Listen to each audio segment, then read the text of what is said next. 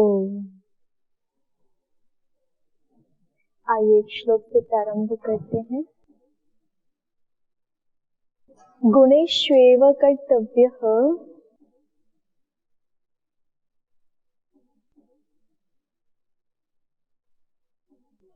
गुणेष्वेव कर्तव्यः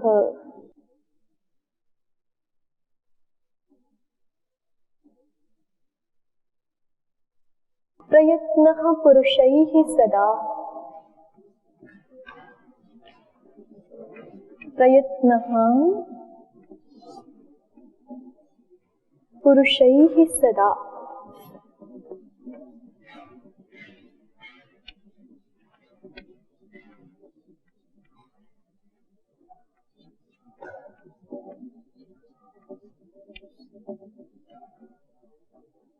गुणेष्वेव कर्तव्यः प्रयत्नः पुरुषैः सदा गुणयुक्तो दरिद्रोऽपि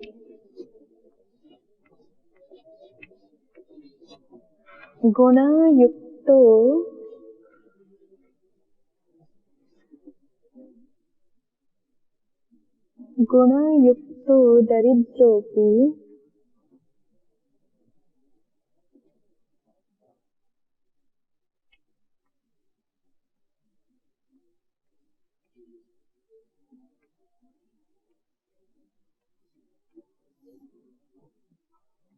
गुणयुक्तो दरिद्रोऽपि नैश्वरैर्गुणैः समः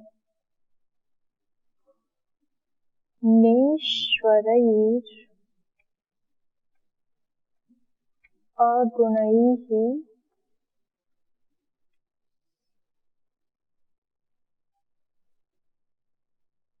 समः।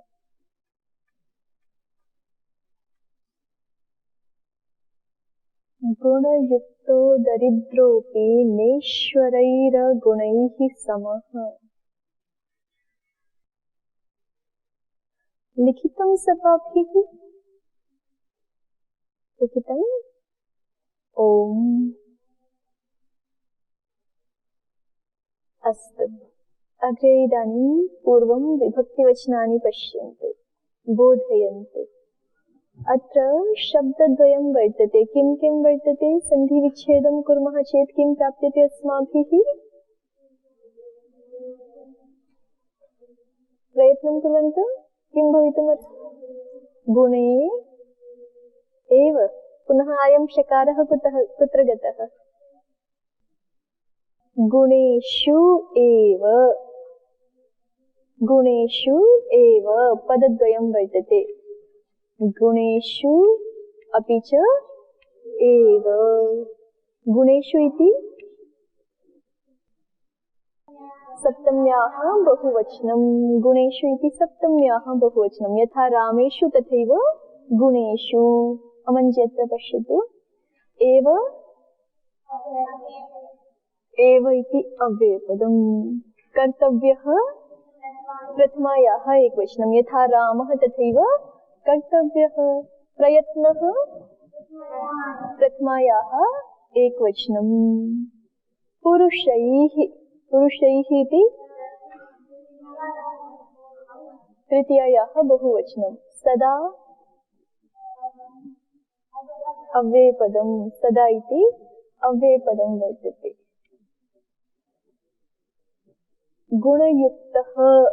गुणयुक्तः विभक्तिवचनानि प्रथमायाः एकवचनं। कथं भविष्यन्ति रूपाणि? रामवत्। यथा रामः तथैव गुणयुक्तः। दरिद्रः प्रथमायाः एकवचनं। अपि अव्ययपदम्। अग्रे वदन्तु। अत्र किं वर्तते? के शब्दाः सन्ति? नेश्वरैः, न ईश्वरैः, अगुणैः। न ईश्वरैः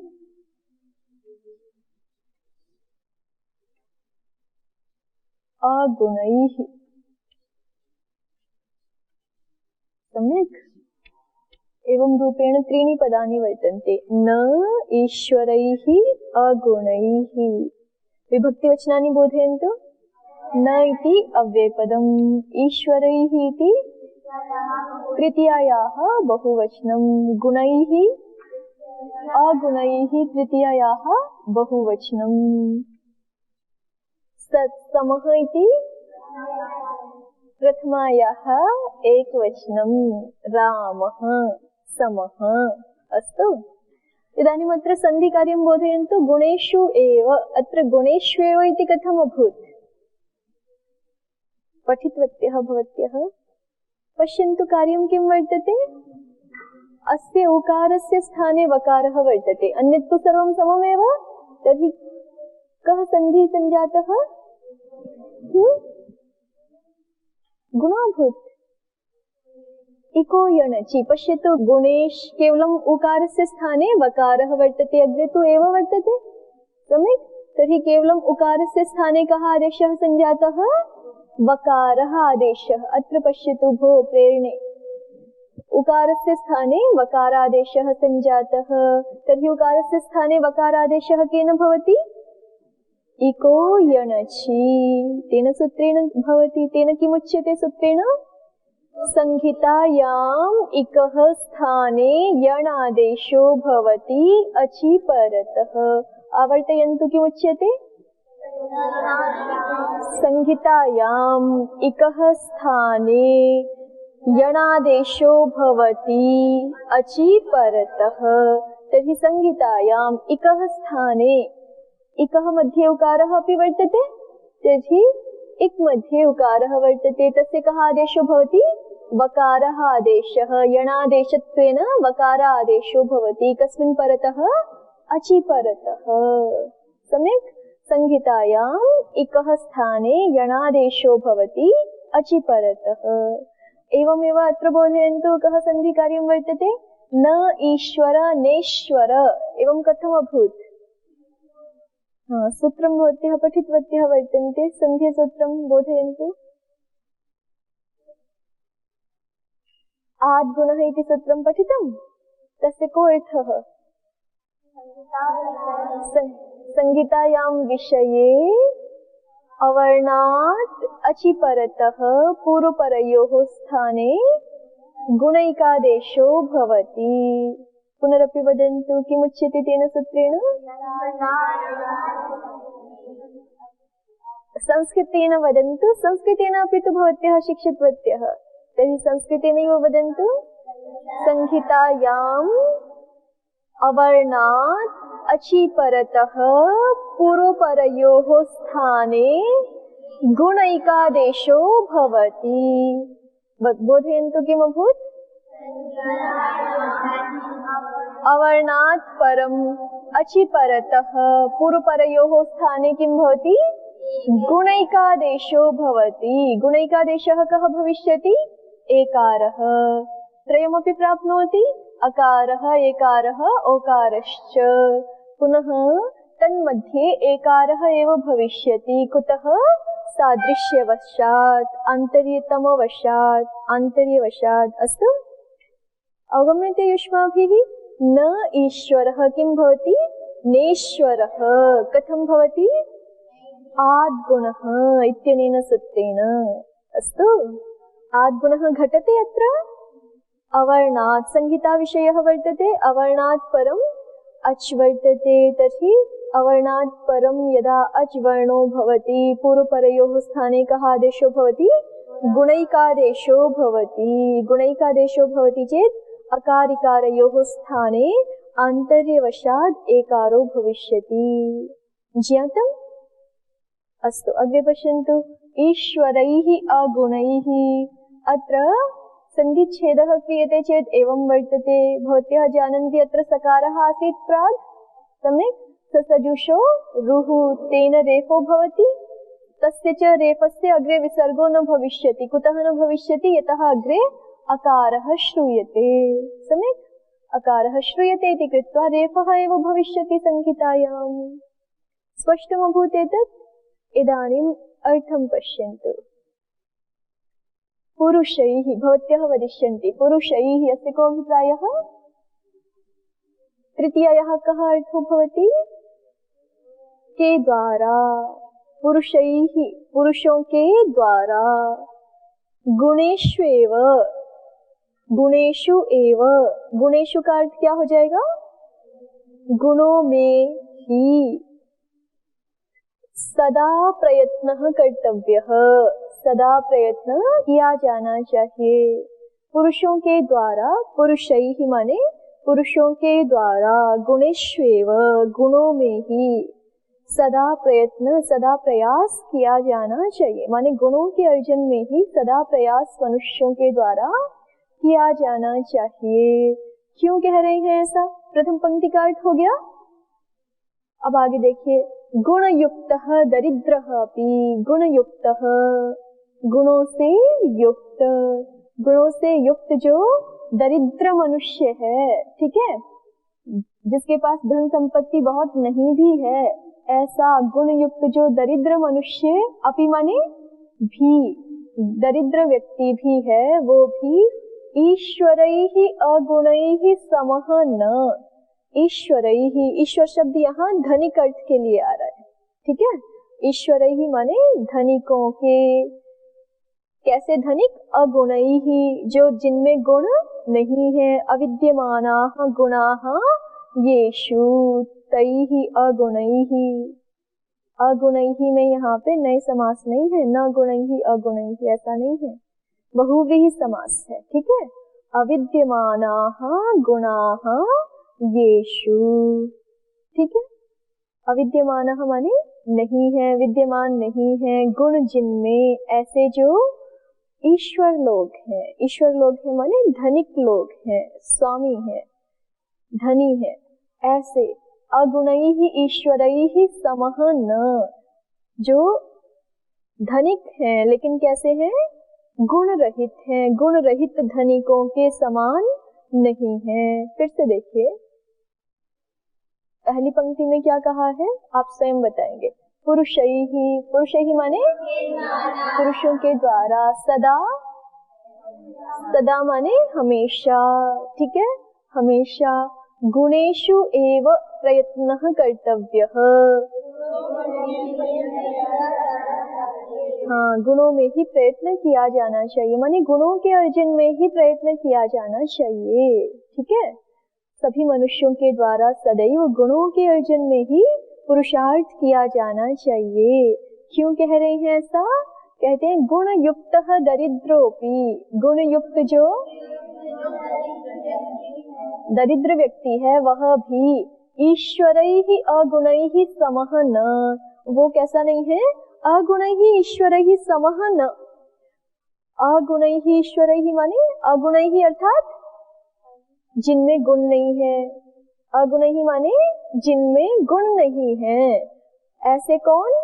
ईश्वरैहि, ऐसे धनिक लोगों के बराबर नहीं है। समः न माने, समः का अर्थ होता है बराबर, और बराबर न लगा दिया है, समः न बराबर नहीं है, बराबर नहीं है माने उनसे ज्यादा श्रेष्ठ है, ठीक है। क्या कह रहे हैं कि गुणों के अर्जन में ही सदा पुरुषार्थ करना चाहिए, क्योंकि जो गुणवान व्यक्ति होगा वो भले ही दरिद्र हो, फिर भी वो किनसे ज्यादा श्रेष्ठ है? जो धनी तो है लेकिन गुण रहित है, ठीक है, जिनमें कोई निपुणताएं नहीं है, जिनमें कोई दक्षताएं नहीं है, कौशल नहीं है, चातुर्य नहीं है, ऐसे धनी लोगों से भी ज्यादा श्रेष्ठ कौन है? जो गुण युक्त भले ही दरिद्र ही क्यों नहीं है, ठीक है, दरिद्र ही हो भले लेकिन गुणवान है तो वो ज्यादा अच्छा है। किसकी अपेक्षा? इसकी अपेक्षा कि हमारे पास बहुत ज्यादा धन हो और गुण कोई भी ना हो, इसकी अपेक्षा ये ज्यादा श्रेष्ठ है कि हम गुणवान हो भले ही दरिद्र हो। इसलिए गुणों के अर्जन में ही सदा पुरुषार्थ करना चाहिए। अर्थ समझ में आया? चलिए दूसरी पंक्ति का अर्थ बताएंगे आप लोग। गुण युक्त दरिद्र अपि, गुणों से युक्त दरिद्र व्यक्ति भी अगुणैहि ईश्वरैहि समः न, अगुणैहि ईश्वरैहि माने गुण रहित धनी लोगों के समान नहीं है। सम के योग में तृतीया विभक्ति पढ़ी है ना आपने, रामेण समम, ठीक है, रामेण समः, तुल्य योग में तृतीया विभक्ति होती है। तो तुल्य योग में तृतीया विभक्ति हो रखी है, ईश्वरैहि अगुणैहि समः न।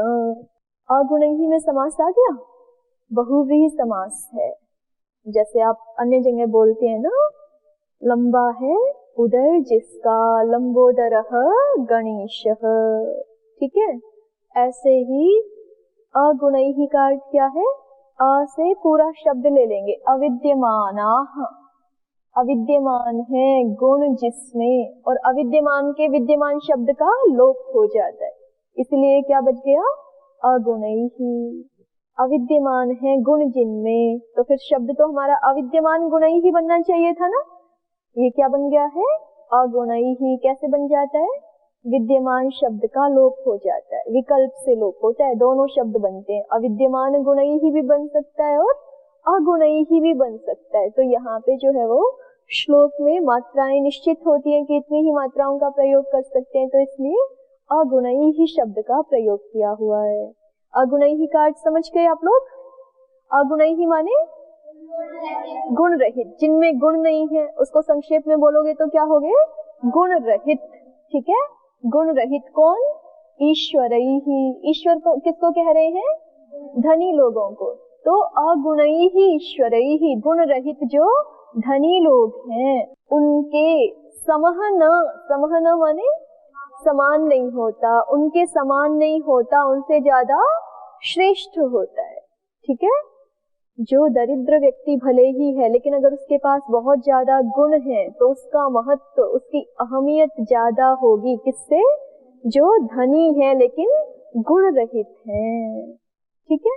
क्योंकि गुणों से ही हम स्वयं का और अपने जो चारों ओर सब व्यक्ति हैं, समाज है, मनुष्य समाज है, उसका ज्यादा उपकार कर सकते हैं, ठीक है।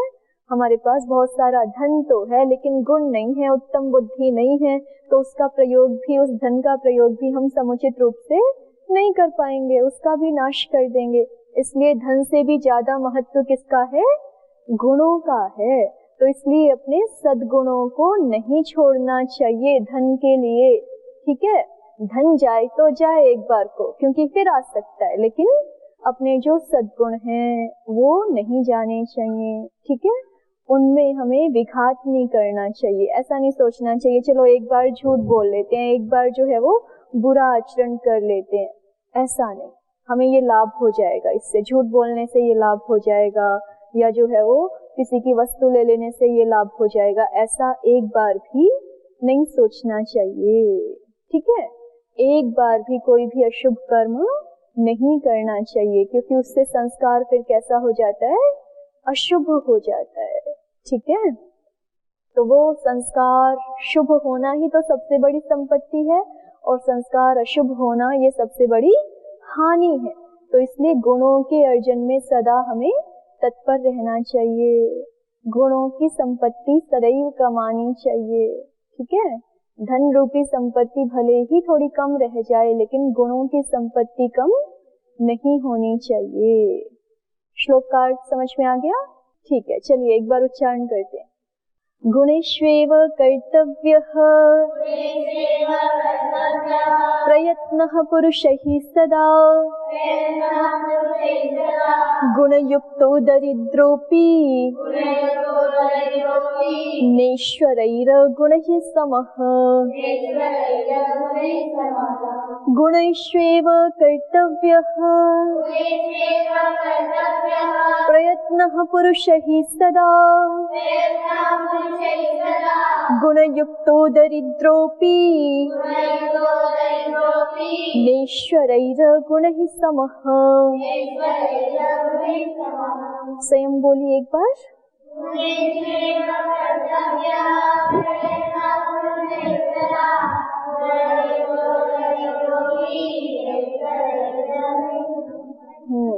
नैश्वरैर गुणैः समः।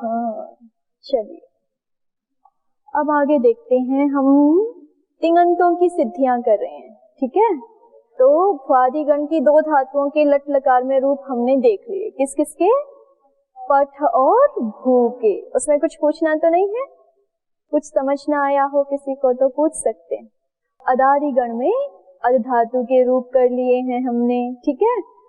अदादि गण में अद धातु के लट लकार के रूप किए थे। ये प्रज्ञा जी सुनाएंगे लट लकार के रूप अद धातु के। अत्ति, अत्ता, अदंती, अत्सि, अत्था, अत्था, अद्मि, अद्मा, अद्वा, अद्मा, अद्मि, अद्वह, अद्मः। ठीक है, बैठो। तो अब ये जो अदादि गण की धातुएं हैं इनमें विशेष सूत्र कौन सा लगता है दामिनी जी? अदादि गण में जो शप आता है ना, अदादि गण में जो बीच में शप आएगा इसका क्या हो जाता है? इसका क्या हो जाता है? लुक हो जाता है। कौन से सूत्र से? अंशिका जी बताओ, शप का क्या हो जाता है? अदर्शन हो जाता है। हा?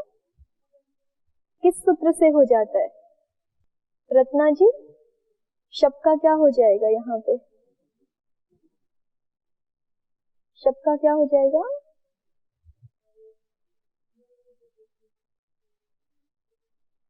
लशक व तदीते से शक की इत संज्ञा हो जाएगी, ये तो ठीक है। और प की इत संज्ञा किससे हो जाएगी? हलंत्यम से। अब ये जो अ बचा है इसका क्या हो जाएगा ये पूछ रही हूं मैं, है ना। ये जो शब्द का अ बचा है इसका क्या हो जाएगा? अधिप्रभृतिभ्यः शपः। क्या बोलता है सूत्र?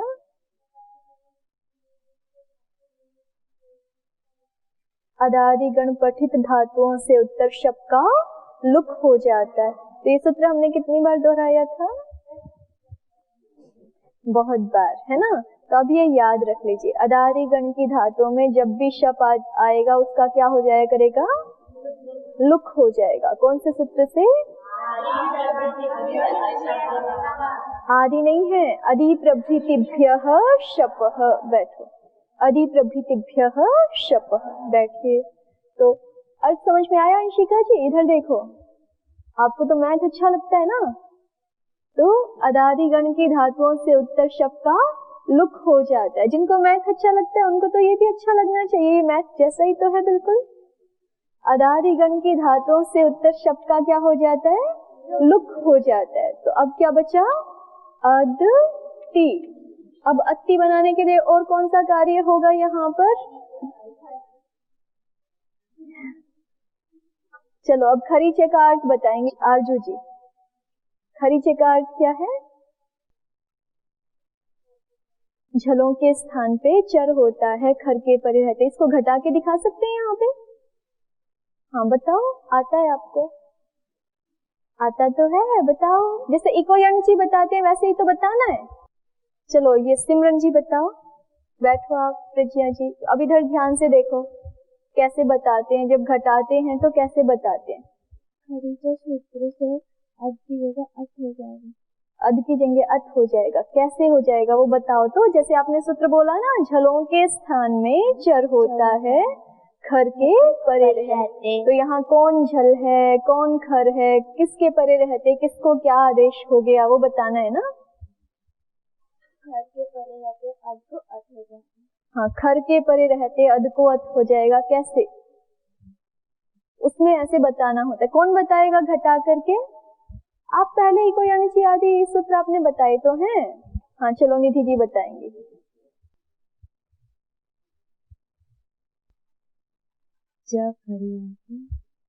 कौन खर में आता है? ये त जो है वो खर में आता है। फिर आगे अस्तु, त खर में आता है। फिर आगे ठीक बोल रहे हो इसको। चलो आप में से बताओ, कोई कौन बताएंगे? बताओ तुष्टि जी।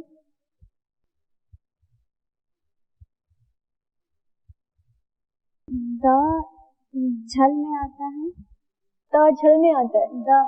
द झल में आता है। ठीक है, द झल में आता है। और त खर में आता है। त खर में आता है। झल के परे रहते, झल के स्थान पे हाँ चर होता है। हाँ, खर के परे रहते। इतनी सी तो बात है ना।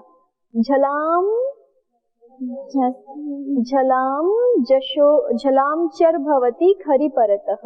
इतना सा सूत्र का अर्थ है। खरी च सूत्र का जब अर्थ बताएंगे तो हमें इस तरह से दिखाना है कि देखिए, खरी च के लिए दो चीजें चाहिए। खर परे होना चाहिए और उससे ठीक पूर्व में क्या होना चाहिए? झल होना चाहिए। दो ही चीजें चाहिए खरीचे सूत्र के लिए। क्या क्या चाहिए? खर परे होना चाहिए और उससे ठीक पूर्व में क्या होना चाहिए? झल होना चाहिए। तो अगर ऐसी स्थिति होगी तो फिर खर के परे रहते उस झल को क्या हो जाया करेगा? चर हो जाएगा। इतना सा बताना है। जब आपको बोले कि घटा के दिखाओ तो इतनी बात बतानी होती है कि ये तकार जो है वो खर में है और दकार झल में आता है। तो तकार खर के परे रहते दकार झल को क्या हो जाएगा? चर आदेश हो जाएगा। और जब चर आदेश करते हैं तो उसी वर्ग का प्रथम वर्ण हो जाता है। तो द किस वर्ग का वर्ण है? तवर्ग का। तवर्ग का पहला वर्ण क्या होता है? तकार ही होता है। तो द को क्या हो जाया करेगा? त हो जाया करेगा। तो ये क्या बन जाएगा? अति। क्या बन जाएगा ये? अति। ठीक है, बैठिए। अति। अच्छा, अदंती में ये अंति कहाँ से आ गया ज्योति जी? अदंती में अंति कहाँ से आ जाता है?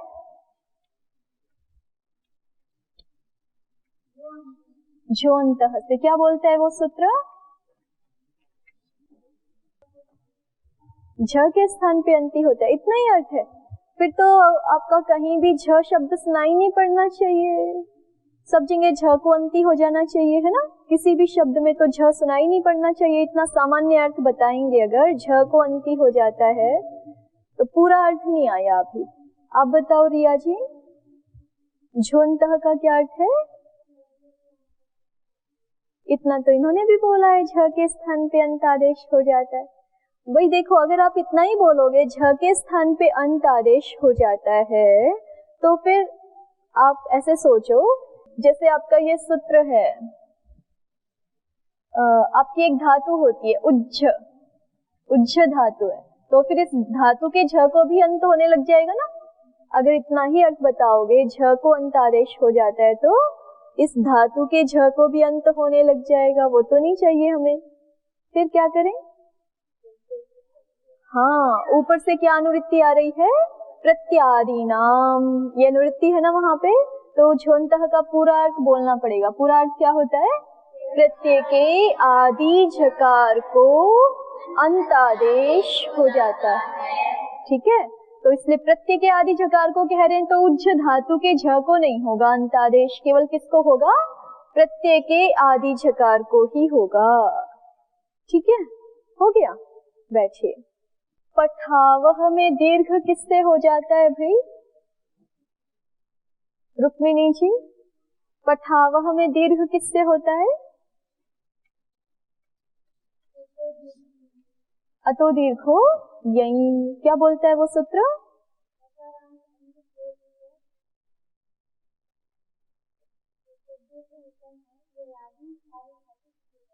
अच्छा, ये अतः में पंचमी थी कि षष्ठी थी? तो क्या अर्थ होगा? थोड़ा सा चेंज होगा ना। आपने बोला अकारांत अंग से उत्तर, ऐसा होगा क्या? हाँ, अकारांत अंग के स्थान में दीर्घ होता है। ये आदि सार धातु के परे रहते। ये किसका अर्थ हो गया? अतो दीर्घो यही। ठीक है, बैठो। और ये जो देखो, भू शप और मस, भवामह बनाना है हमें। भू शप और मस के बनाना क्या है हमें?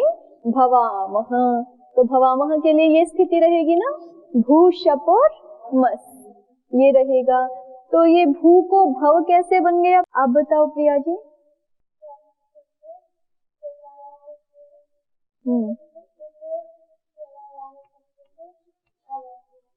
चलो, ये वैसे तो ठीक बताया है आपने।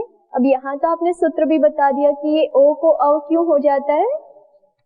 एचो यवायावह से हो जाता है। तो ये भी तो बताओ ना साथ में कि ये भू को ओ कैसे हो जाता है? भू को ओ कैसे हो जाता है? ऊ को ओ हो जाएगा। कौन से सूत्र से? हाँ ज्योति जी, ऊ को ओ कौन से सूत्र से हो जाएगा? सार्वधातुकार्ध धातु कयो हो। कौन से सूत्र से हो जाता है ऊ को ओ? सार्वधातु कार्ध धातु कयो हो। अर्थ याद है प्रिया जी? आप बताओ। हाँ बैठिए। इगंत अंग के स्थान में गुण होता है सार्वधातुक और आर्धातुक प्रत्ययों के परि। एक बार दोहराइए फिर से, क्या अर्थ है?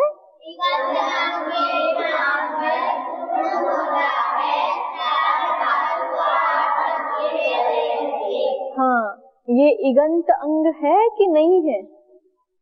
इगंत अंग है, इगंत अंग है। और ये शब्द प्रत्यय सार्वधातुक है कि आर्धातुक है? शित होने से क्या है ये? सार्वधातुक। तिंशित सार्वधातुकम। तो सार्वधातुक प्रत्यय के परे रहते इगंत अंग को क्या हो जाता है? गुण हो जाता है। ऊ को क्या हो जाएगा? ओ गुण हो जाएगा। बैठिए आप लोग। ऊ को अदेंग गुण से अ ए ओ तीनों प्राप्त हुए ना, लेकिन क्या हो जाता है? ओ हो जाता है। ऊ को क्या हो जाता है? ओ हो जाता है। ठीक है, चलिए। ऊ को ओ हो गया और ओ को फिर क्या हो जाएगा? एचो यवाई आवह से आव हो जाएगा। तो क्या रूप बन जाएगा हमारा? अभी तो देखो भव मह बना है, इसको फिर से दीर्घ करना पड़ेगा ना। कैसे दीर्घ करेंगे? अतो दीर्घो यहीं। अदंत अंग को दीर्घ हो जाता है ययादि सार्वधातुक प्रत्यय के परे। चलिए, ये सब आप पहले सीख चुके हैं। अब आगे हमारा धातु पाठ में चतुर्थ गण कौन सा है वो बताइए। धातु पाठ में चतुर्थ गण कौन सा है? प्रथम हो गया भ्वादि, द्वितीय अदादि, तृतीय जुहोत्यादि और चतुर्थ कौन सा है? दिवादि। दिवादि का नाम दिवादि क्यों रखा है? दिव आदि में है जिसके वो दिवादि गण हो गए। ठीक है, दिव आदि में है जिसके, तो वहां पहली धातु क्या है? दिव धातु है। ठीक है, दिवु धातु सबसे पहली धातु है। दिवु क्रीड़ा स्तुति मोद मद स्वप्न कांति गतिषु, इतने सारे अर्थ हैं इसके। दिवु क्रीड़ा स्तुति मोद मद स्वप्न कांति गतिषु। एक पढ़ो, क्या अर्थ है पूरा? दिवु क्रीड़ा विजिगीषा, क्रीड़ा विजिगीषा व्यवहार द्युति स्तुति मोद मद स्वप्न कांति गतिषु। तो ये 10 अर्थ हो गए। ठीक है, क्रीड़ा विजिगीषा व्यवहार द्युति स्तुति मोद मद स्वप्न कांति गतिषु। समृद्धि जी इधर देखो।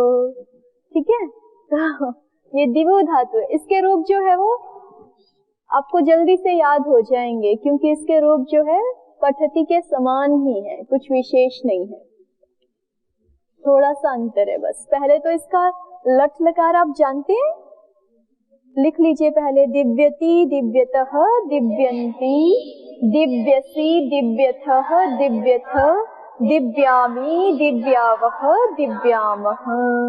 ठीक है, एक बार फिर बोल के बताइए क्या रूप है? दिव्यति दिव्यतः दिव्यन्ति दिव्यसि दिव्यथः दिव्यामि दिव्यावह दिव्यामः, ये रूप होंगे। ठीक है, तो चलिए इन रूपों की सिद्धि करते हैं। ज्यादातर कार्य तो पठती जैसे ही है, थोड़ा सा अंतर होगा, उनको हम विशेषतः देख लेते हैं। तिंगंतों के 10 स्टेप तो सब जगह समान ही है ना। तो सबसे पहले दिवु इस शब्द की क्या कर लेते हैं?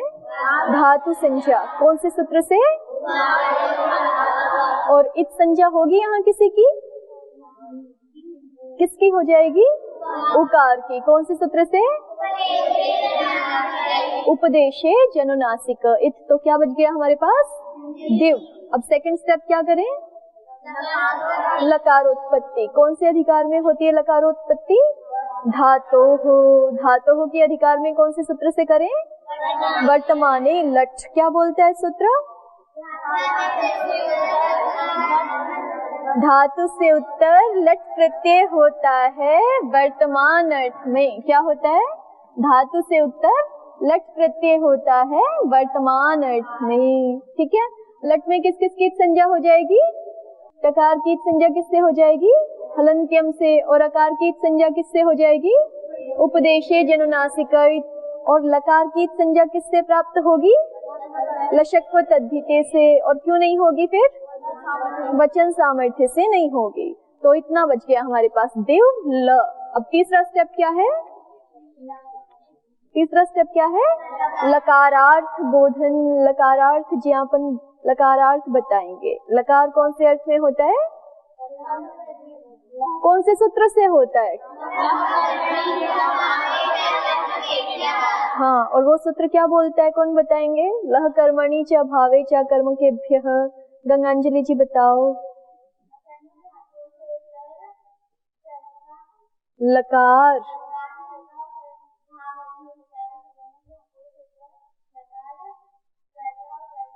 हाँ ठीक है। अकर्मक धातुओं से उत्तर, बैठिए। अकर्मक धातुओं से उत्तर लकार कर्तार्थ में होता है और भावार्थ में होता है, और सकर्मक धातुओं से उत्तर लकार कर्ता और कर्म अर्थ में होता है।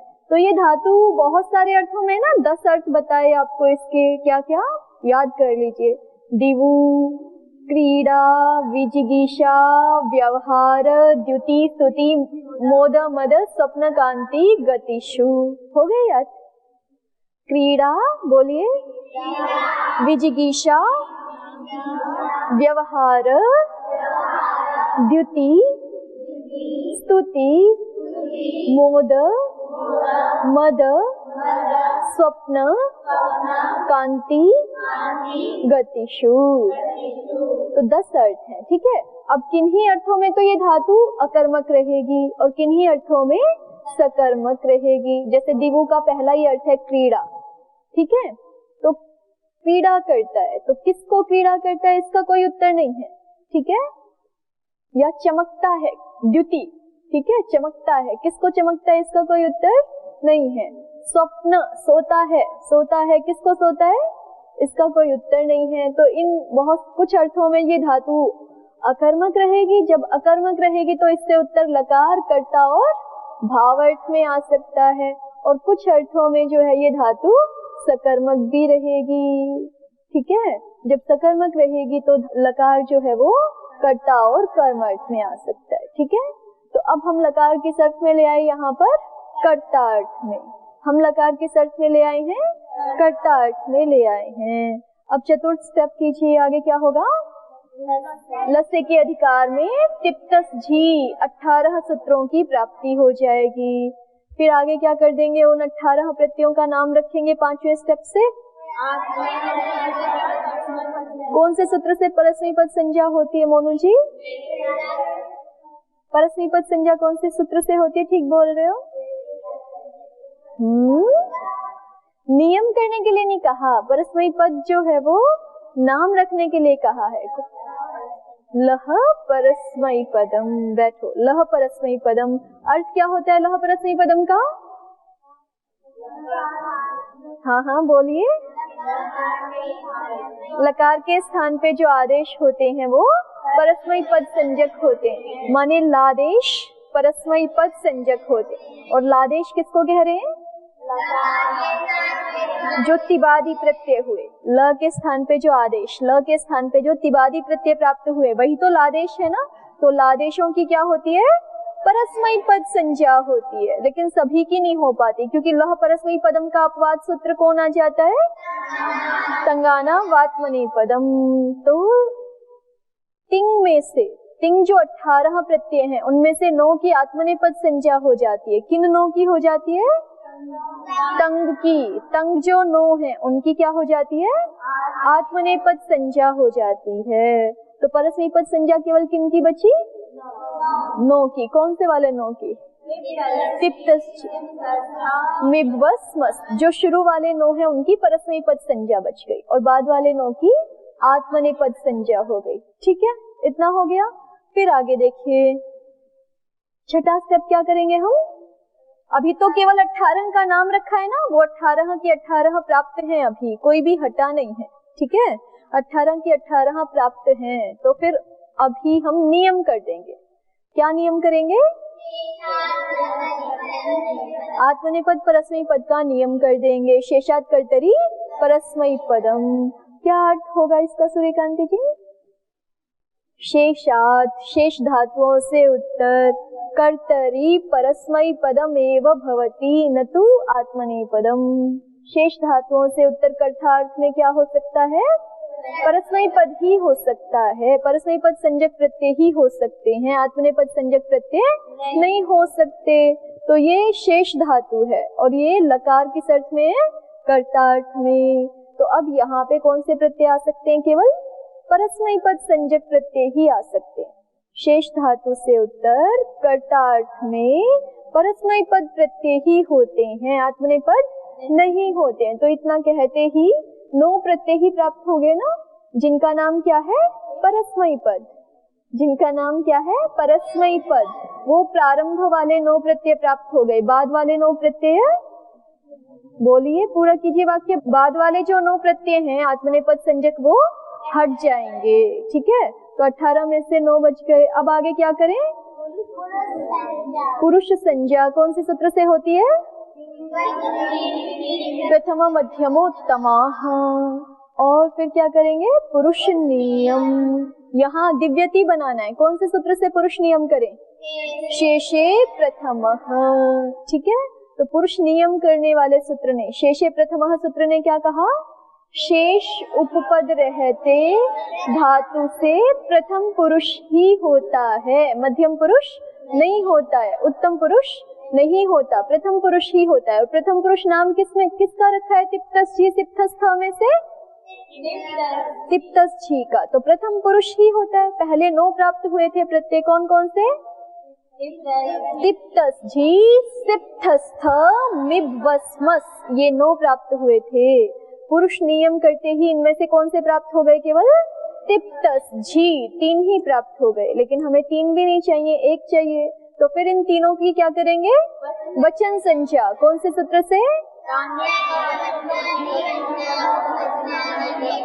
तान्येक वचन, द्विवचन, बहुवचन, नान्येकशः। उससे हमने क्या कर दी? वचन संज्ञा। और फिर वचन नियम के लिए कौन सा सूत्र लगाएंगे दीक्षा जी? वचन नियम के लिए कौन सा सूत्र लगाते हैं? बोलिए, यहाँ क्या लगाएंगे दिव्यति में वचन नियम करने के लिए? 2 ही तो सूत्र है ना। द्वैकयोर द्विवचनैक वचने, वो सूत्र क्या बोलेगा?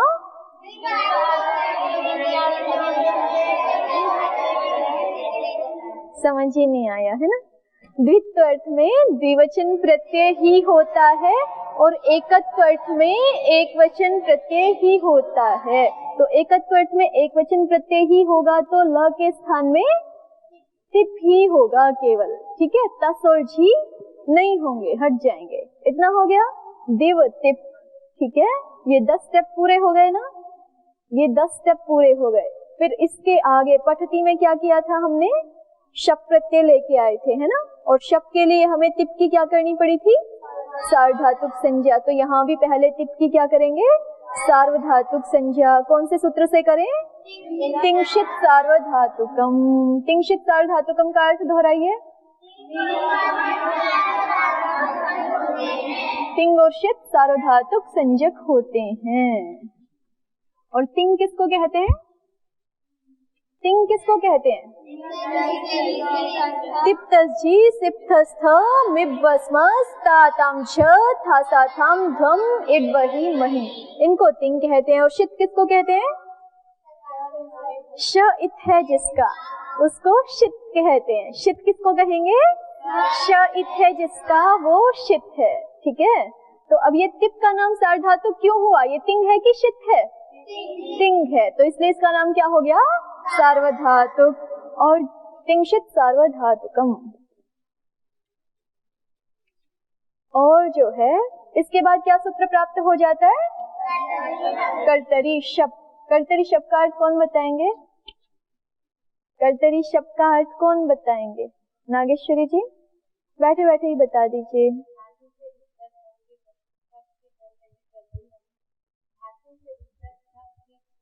इधर इधर विभक्ति वचन देखो, ध्यान रखेंगे ना तो नहीं गड़बड़ होगा। धातु से उत्तर। शप में देखो विभक्ति क्या है? सारा मिक्स हो गया है ना, खिचड़ी बन गई। इधर देखो ना, शप में विभक्ति क्या है? प्रथमा। प्रथमा का अर्थ क्या होता है? होता है। तो धातु से उत्तर शप होता है, कर्तरी वाची सार्वधातु के परे रहते। ठीक है, चलो अब ठीक हो गया। धातु से उत्तर शप होता है, कर्तृवाची। ये कर्तृवाची कैसे है ज्योति जी? टिप कर्तृवाची। कर्तृवाची माने क्या होता है? और वाची का मतलब कर्त्री माने तो कर्ता, और वाची माने बोलने वाला, कर्ता अर्थ को कहने वाला। कर्तृवाची कर्ता को कहने वाला। ठीक है, तो ये टिप कर्ता को कहने वाला कैसे है ज्योति जी? हाँ बताओ गंगांजलि जी। तो टिप भी क्या होगा? कर्तृवाची। ल कर्तृ अर्थ में आया है ना, तो ल कर्तृवाची है। ल कर्तृवाची कर्ता अर्थ को कहता है, और ल के स्थान में ही टिप आया है, तो टिप भी कैसा होगा? कर्तृवाची ही होगा। ठीक है, बैठिए। पता चल गया अब ज्योति जी? टिप क्या है? कर्तृवाची है। क्यों कर्तृवाची है? क्योंकि लकार कर्ता अर्थ में आया है, लकार कर्तृवाची है, तो ल के स्थान में जो प्रत्यय आ रहा है वो भी कैसा होगा? कर्तृवाची ही होगा। ठीक है, चलिए। तो धातु से उत्तर शप होता है, कर्तृवाची सार्वधातु के परे रहते। तो यहाँ शप प्राप्त हो रहा था ना, लेकिन अब शप का बाधक एक प्रत्यय आ जाता है। आप लोगों ने सूत्र याद किया है, दिवादिभ्यः शन। क्या सूत्र है? दिवादिभ्यः। तृतीय अध्याय की पंक्ति निकाल के देखिए जिसमें ये सूत्र है। तृतीय अध्याय की पंचम पंक्ति निकाल के देखिए। सूत्र संख्या बोलना भाई। दिवादिभ्यः पंचम्याः बहुवचनम शन प्रथमायाः। 69 नंबर सूत्र है, दिवादिभ्यः शन। तृतीय अध्याय प्रथम पाद 69 नंबर सूत्र है, दिवादिभ्यः शन। अब देखो इसका अर्थ, इसका अर्थ आप स्वयं करेंगे। पंचमी का बहुवचन है ना, तो पंचमी का अर्थ क्या होता है? पंचमी का अर्थ क्या होता है? से उत्तर। तो दिवादिभ्यः, दिवादी में पंचमी लगाई है, तो अर्थ क्या हो जाएगा? दिवादियों से उत्तर। क्या हो जाएगा दिवादिभ्यः का अर्थ? दिवादियों से उत्तर। शन प्रथमा है, क्या हो जाएगा अर्थ? शन होता है। प्रथमा का अर्थ क्या होता है? होता है, तो शन होता है। दिवादियों से उत्तर शन होता है। और इसमें अनुवृत्तियां वही है ऊपर से, कर्तरी सार्वधातु के। तो क्या अर्थ हो जाएगा? कर्तृवाची सार्वधातु के परे रहते। कर्तृवाची सार्वधातु के परे रहते। तो अर्थ हो गया इसका। फिर से बोलिए, देखिए। दिवादिभ्यः माने क्या हो गया? शन शन होता है। कर्तृ सार्वधातु के कर्तृवाची सार्वधातु के परे रहते। दिवादी गण की जो धातुएं हैं, दिवादी धातुओं से उत्तर लिख लीजिए। दिवादी धातुओं से उत्तर शन होता है, कर्तृवाची सार्वधातु के परे रहते। तो अब देखो ये कर्तरी शब्द का अपवाद हुआ कि नहीं? कर्तरी शब्द का अपवाद है। कर्तरी शब्द ने तो क्या बोला था? सभी धातुओं से उत्तर। वहां कोई विशेषण नहीं लगाया था ना, तो सभी धातुओं से उत्तर शप प्रत्यय हो जाता था, कर्तृवाची सार्वधातु के परे रहते। लेकिन अभी दिवादिभ्य शन ने आके क्या बोल दिया? दिवादी गण की धातुओं से उत्तर तो शन होगा, कर्तृवाची सार्वधातु के परे रहते। तो फिर शप नहीं हो पाएगा। शप प्राप्त तो हुआ क्योंकि सभी धातुओं से उत्तर कर्तृवाची सार्वधातु के परे रहते क्या हो जाता था? बीच में शप हो जाता था। लेकिन अभी दिवादिभ्य शन ने क्या बोल दिया? अगर दिवादी गण की धातुओं से उत्तर कर्तृवाची सार्वधातु है तो फिर दिवादी गण की धातुओं से उत्तर क्या हुआ करेगा? शन हुआ करेगा। क्या हो जाएगा? शन हो जाएगा। तो शन आकर के बैठ गया। कर्तरी शब्द को हमेशा दिवादी गण की धातुओं में कौन बाध देगा? दिवादिभ्यः शन। ठीक है, दिवादिभ्यः शन हमेशा बाधित कर देगा। तो हमारी स्थिति ये बन गई, दिव शन और टिप। दिव शन और टिप, ठीक है। टिप के प की संज्ञा हो जाती है। अब शन में किस किस की संज्ञा हो जाएगी देखिए, नकार की किससे, हलंत्यम से, ठीक है। नकार की हलंत्यम से एक संज्ञा हो गई, और शकार की कैसे हो जाएगी, लशक्व तद्धिते। क्या बचा अब हमारे पास, दिव, य और ती। क्या बच गया, दिव, य और ती, ठीक है। अब यहाँ पर इसको हम हटा करके ऊपर लिखते हैं, एक दो कार्य और बचे हैं। दिव, य और ती बचा है ना। अब अंग संज्ञा करनी है हमें।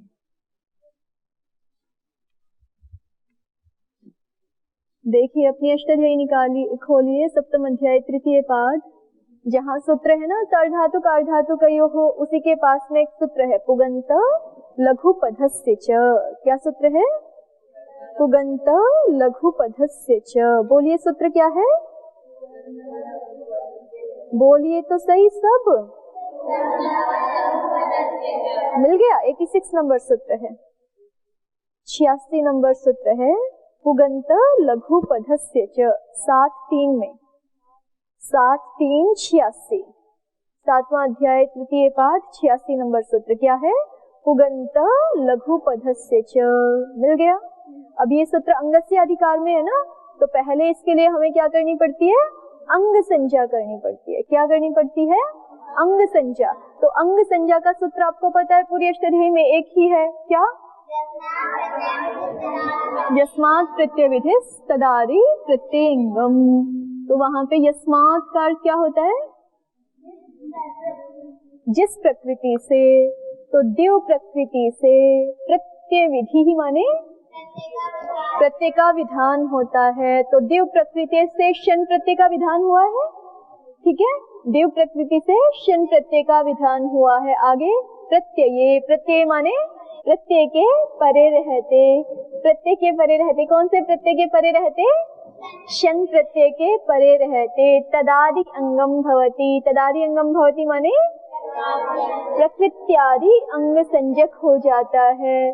तो दिव प्रकृति से यह प्रत्यय का विधान किया है, इस यह प्रत्यय के परे रहते तदादि शब्द, प्रकृत्यादि शब्द किसी के आदि में नहीं है, शून्य के आदि में मान लेंगे, तो ये प्रकृत्यादि शब्द क्या हो गया, अंग संज्ञक हो गया। तो शन के परे रहते किसकी अंग संज्ञा हो गई, दिव की अंग संज्ञा हो गई, ठीक है।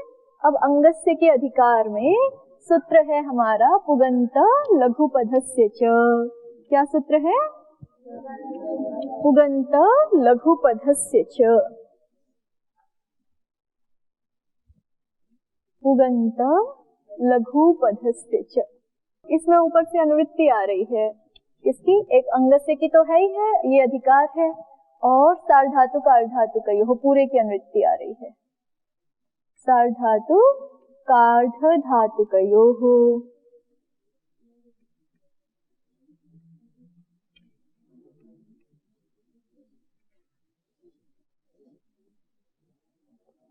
अब देखो इस सूत्र में जो है वो दो शब्द हैं, एक पुगंत और एक लघुपद। तो ये पुगंत आपको बाद में समझाएंगे, अभी इसका कार्य नहीं है, बस लघुपद समझना है, ठीक है। लघुपद समझ लेंगे, और इको गुण वृद्धि से यहाँ इकह आ जाता है। तो इस सूत्र का अर्थ लिखिए पहले, अंग के लघुपद इक को गुण हो जाता है, अंग के लघुपद इक को गुण होता है सार्वधातु कार्धातु प्रत्यय के परे रहते। अंग के लघुपद इक को गुण होता है सार्वधातु कार्धातु प्रत्यय के परे रहते, ठीक है। अब इसको कैसे घटाएंगे ये हम अगली कक्षा में देखेंगे। आज इतना ही रखते हैं।